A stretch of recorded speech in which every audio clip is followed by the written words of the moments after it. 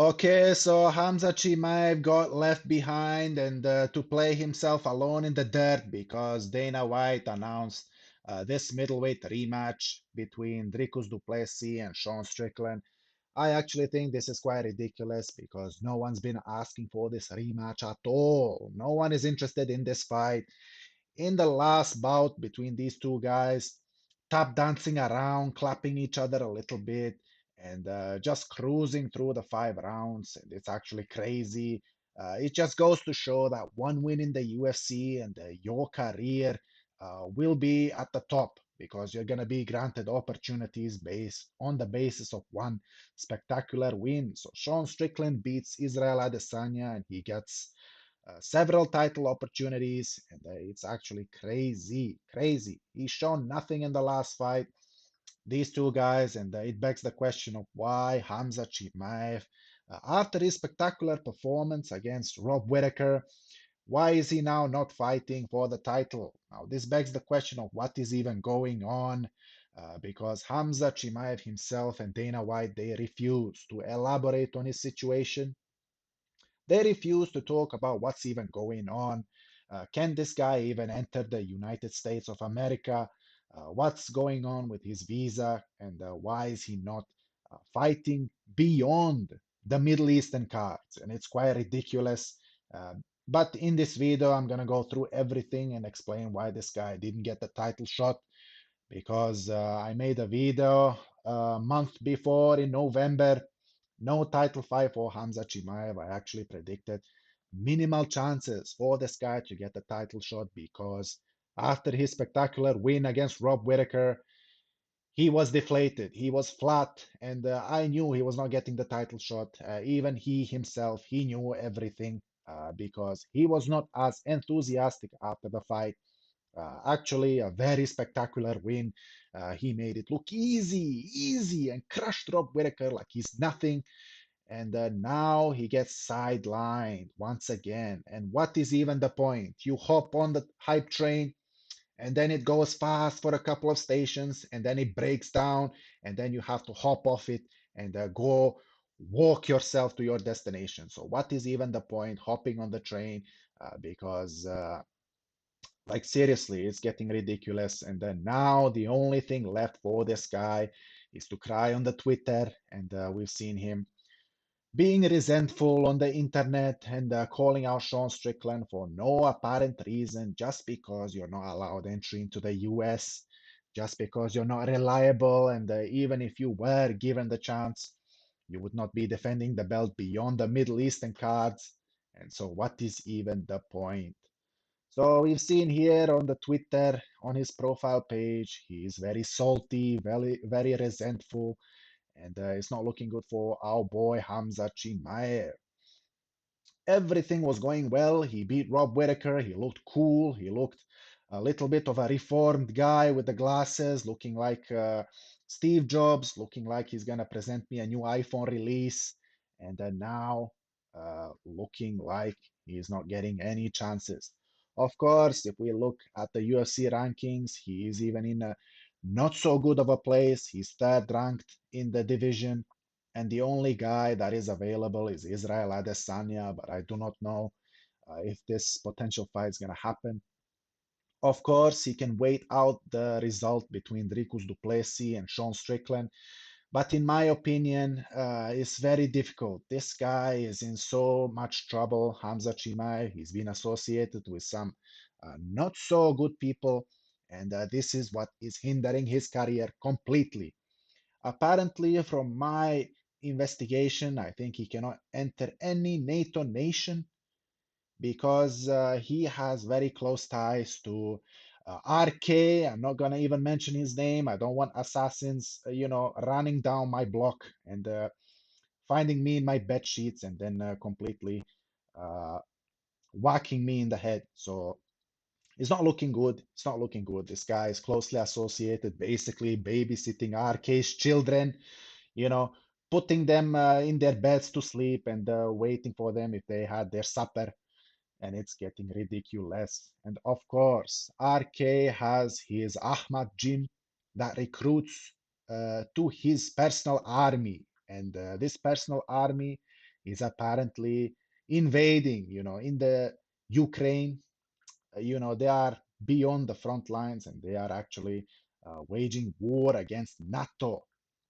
So it's getting completely ridiculous. I really do not know what the future holds for this guy, and it's not looking good. This guy is dumb as rocks. And I actually missed the news that this guy actually crypto dumped his fans. He made a rug pull on his fan, and for measly $250,000. This is chump money for this guy. And why for measly 250,000 you rug pull your fans, even if you did not steal this money, and even though you were completely ignorant about what is going on? Still, that celebrity meme coins are not going to end well, and he still decides to participate in this ridiculousness. It just goes to show this guy is dumb as rocks and very unreliable. He's going to make a problem. He's going to get recruited to RK's army and get shipped to Ukraine. Anything is possible with this guy and his affiliation with all this. And of course, the UFC is not gambling. I even think this guy is bluffing to be a contender because this is the probably the best position he could have. Bluffing to be in title contention, just to not get recruited. This is my honest opinion. So yeah, in this video, of course, one major question is why so vague about the status? Dana White refuses to elaborate and is bullshitting every single one of us. And you're gonna see here. So an interviewer, he asked a good question of how close was he to the title shot, and Dana reacted in an embarrassing way. Uh, put this guy on a grill, a hot dog looking man, and grill this guy completely because he is embarrassing himself, more concerned about that ridiculous, he calls a sport of slap fighting. And so, yeah, so he had a breakdown after the last pay-per-view event because it was completely crap. The only good fight was Movsar Evloev against Sterling, and the other fights were complete flops. So it's not looking good. And also, uh, Volkov got robbed, so the Ruskies are not doing well currently. Close was Khamzat to getting the title shot against DDP in Australia? How close was it? Yeah. Uh, I mean, guys, what are you fucking? Is this tonight's stupid question night? How close was he to getting? I'm asking you because after his win against Robert Whitaker, you said he might be next, right? So Right. I would just need. He's not next. Gotcha. How close was he? I don't know. I mean, we sit in a room every Tuesday and we pick fights. Was he in the conversation too? He's always in the conversation. Gotcha. Yes. So basically, from what I get from this is both these guys are bluffing. Dana White's bluffing. This guy is also bluffing that he's in title contention. It's getting crazy, crazy. The only fight available for this guy is Israel Adesanya. But if he was to fight anyone else in this division on the Middle Eastern card, it will 100% be the theory that this guy is completely bluffing, like bluffing completely. He will not get. I will be very surprised if he gets a title shot, especially if he gets a title shot somewhere in the US. Of course, Donald Trump won the US president elections, and Khamzat Chimaev was celebrating all this. Let me try and find his tweet. So, yeah, in this tweet, he was celebrating the Donald Trump win. Apparently, maybe he can allow this guy to come to the US and to have easier visa procedure for the US entry. Of course, Donald Trump is a con man himself, and I wouldn't be believing anything this guy tells us because this guy is also a huge grifter. So Hamza Chimaev, maybe Donald Trump, with his close ties to Dana White, he can maybe do some work for him. But I'm very doubtful because the connection between Ahmad and the personal army of RK and then this personal army present in the Ukraine invasion against, basically a proxy war against NATO. It's looking ridiculous for this guy, dumb as rocks, and he decides to take, funding from RK, and I think he even got his bride from RK suggestion. So this guy, so stupid and dumb, And it's quite unfortunate because I was looking forward for this guy to be dominating the UFC divisions, to be defending the belts, to be active.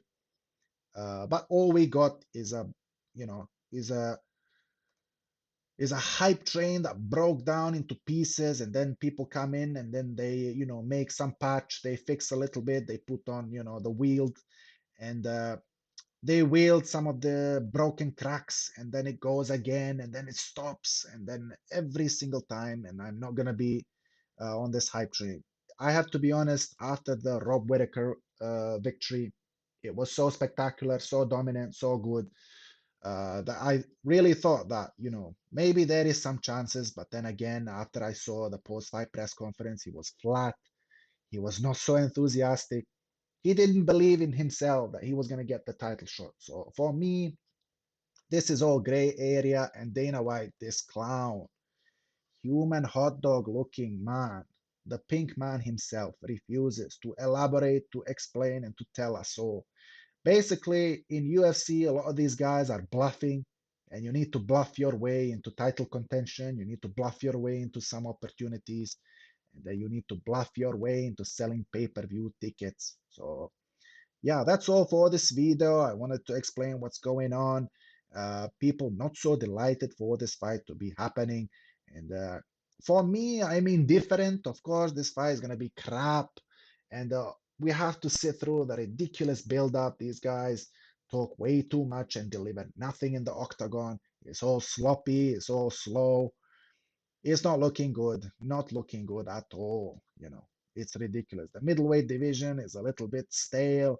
Nothing is going on in this division, honestly. Maybe Israel Adesanya can make a comeback, but other than that, if Alex Pereira comes down to middleweight, but I highly doubt it, to say this crap dying division is gonna die completely, because this is all a steaming pile of bullshit. Thank you all for watching.